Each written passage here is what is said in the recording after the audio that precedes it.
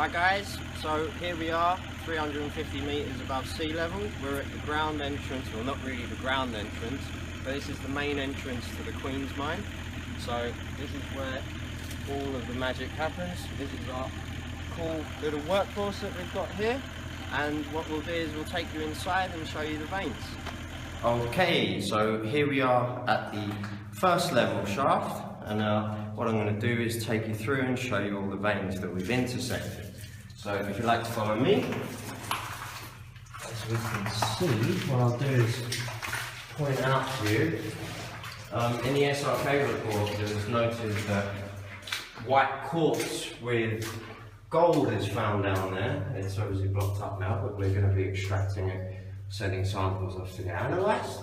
And then what happened was we tunnelled down here and we realised, okay, that there was a lack of veins. So what the guys did was they drilled across there where I'm going to take you down, and what they found was they started intersecting veins one after the other, one after the other. And in terms of graphite mining, this is a very important key factor and a good sign as well. So if you follow me down, I'll show you, point out to you all the veins as we come through.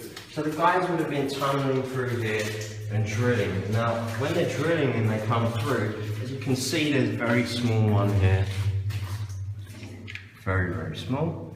And what would happen is when they're drilling through, when they hit the graphite vein, it's obviously a different density, so the drill just skips through, so you can see that, you can judge the thickness and also how far away the vein is as well. As another one. It's very small here. Another one in there as well. Going through. As we come down. There we go, there's another one here. Carry on.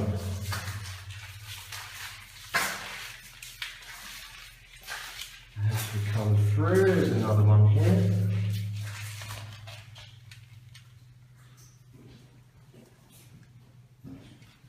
And then another one here as well. So as we move across, let's take a look. And we come to quite a good thickness vein here, which the guys have extracted. And then it's about, if I put my finger there, you can see a good amount of size of the vein there. And then if we take a look up as well, you'll see the vein following, coming across and carrying on up as well. And if we start turning over, you can see one of the veins through there, little family of bats over there, bless. And then you can see another substantial vein there as well. And then this is also all graphite here. So this was quite a good vein. Now the reason why we didn't keep extracting from here is because this vein actually sits on a fault line. So as you can see, the rock is actually quite weak. So what the guys said was that what we should be doing is reinforcing this and moving on to the next vein and looking for harder rock so that we can extract in a safe environment. So if we carry on now. And we come through. There's a very nice vein here. So this is another excellent example of the needle type graphite. As you can see, you have the host rock on the side, and then you can see the needles as it comes across. Very beautiful material. And you can see through there. You can see it's a good size as well. About finger length going across there. And the veins, though you may consider them very small, we have to understand that these veins were created from CO2 liquid coming from the Earth's core. So although the veins are starting at, say, a few inches in width and thickness, essentially when we drop to maybe 100 feet below and we follow these veins down, they can expand into many meters in thickness. So that's when production really starts to ramp up. And then what we find here is the one that I like to refer to as the graphite wall, which is, we came to here and it was a good thickness and strong rock. So we decided to extract this one a little bit more heavily. It took about 5 tons from here, 2 to 5 tons, and we followed it across. You can see, followed it across all the way over here. Some nice example up there. Has a beautiful glow to it. And here.